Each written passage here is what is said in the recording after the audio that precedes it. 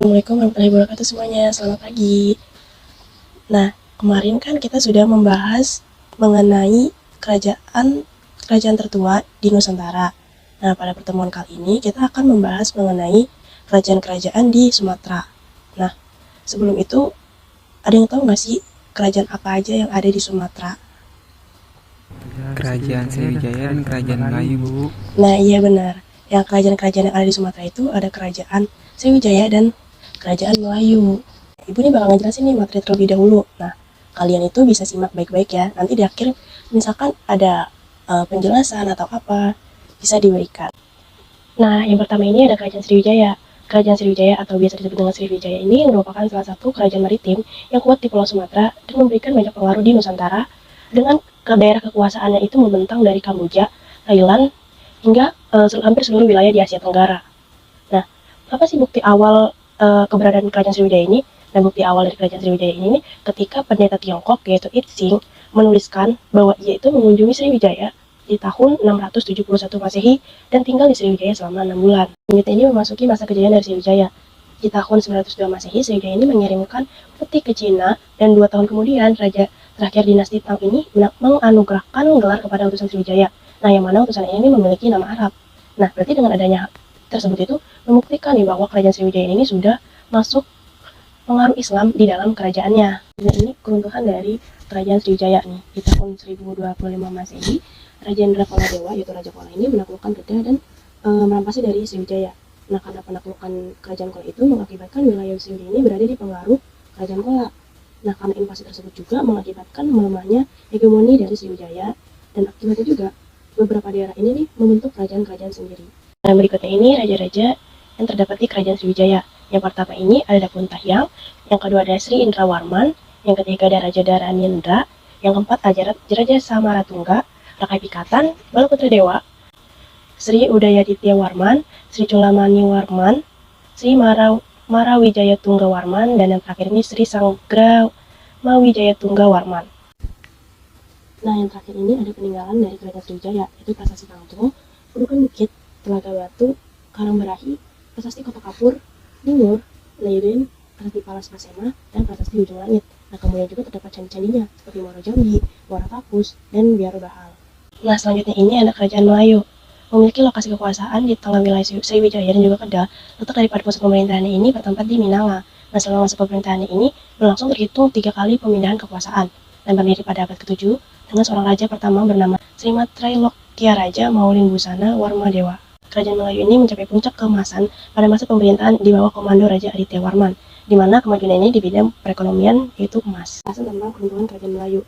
Nah, awalnya ini kerajaan Melayu ini memang mendapat kedudukan yang strategis nih, tapi sering berjalan waktu munculnya kerajaan-kerajaan baru di sekitar kerajaan ini. Nah, karena merasa terdesak, kemudian ini mengakibatkan kehidupan ekonomi itu juga terkena imbasnya dan menyebabkan kerajaan ini melemah. Nah, berikut ini adalah raja-raja dari kerajaan Melayu. Yang pertama ada Srimatriloka Raja Mauli Busana Warmadewa, ada Srimatribuana Raja Mauli Warmadewa, ada Akarindra Warman, ada Sri Udayaditya Warman, dan juga ada Anangga Warman. Peninggalan dari kerajaan Melayu ini, yang pertamanya ada Prasasti Amokaposa, ada Prasasti Mas Yusri, ada Prasasti Ladang Rako, dan Prasasti Kedukan Bukit. Nah, tadi aku udah ngejelasin tadi itu tentang pembahasan kerajaan Sriwijaya dan kerajaan Melayu. Nah, kira-kira dari kalian ini ada nggak sih pendapat atau saran atau pertanyaan dari materi tersebut? Iya, Ibu izin bertanya, saya Rizky. Pada masa kepemimpinan Raja siapa Kerajaan Sriwijaya mengalami masa kejayaan? Iya, apakah pertanyaan dari Ante ini ada yang mau dijawab? Oh iya, silakan. Izin menjawab ya Bu. Pada masa pemerintahan Raja Balaputra Dewa, karena Raja Balaputra Dewa memiliki gaya kepemimpinan yang berani dan tegas. Terima kasih. Apakah ada pertanyaan lagi atau sanggahan atau masukan dari pertanyaan tersebut? Jika tidak ada, Ibu akan menanya ke kalian. Nah, kan Ibu tadi udah ngasih nih beberapa prasasti yang terdapat di kerajaan Sriwijaya nih. Nah, bahwa dari beberapa prasasti tersebut tuh ada yang bisa menceritakan tentang kutukan. Nah, kalian tahu nggak sih apa nama prasastinya dan apa isinya? Izin menjawab Ibu. Yang saya tahu Nah, Telaga iya, Batu, silakan di mana isi Andre prestasinya jawab. yaitu selain itu pemerintah akan mengawasi kalian, akan mati dengan istri-istrimu dan anak-anakmu, anak cucu-cucumu akan dihukum oleh aku. Juga selain engkau akan mati oleh kutukan ini, engkau akan dihukum bersama anak-anakmu, istri-istrimu, anak cucu-cucumu, kerabatmu, dan teman-temanmu. Nah, sebelum masuk ke penguatan dari pertanyaan tadi, nah Ibu ini akan menampilkan video yang terkait dengan Kerajaan Sriwijaya, yaitu Taman Purbakala Kerajaan Sriwijaya. Berasal dari Tiongkok, seperti dari dinasti Qing, Yuan, Tang, dan Song.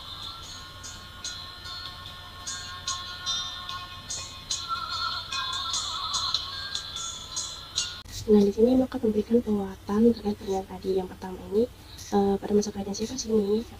Sendiri mengalami masa kejayaan. Nah, pada masa pemerintahan Raja Balaputra Dewa, Kerajaan Sriwijaya ini berkembang pesat hingga mencapai zaman keemasannya. Karena Raja Balaputra Dewa ini memiliki kepemimpinan yang berani, tegas, dan dapat membangun armada angkatan laut yang kuat.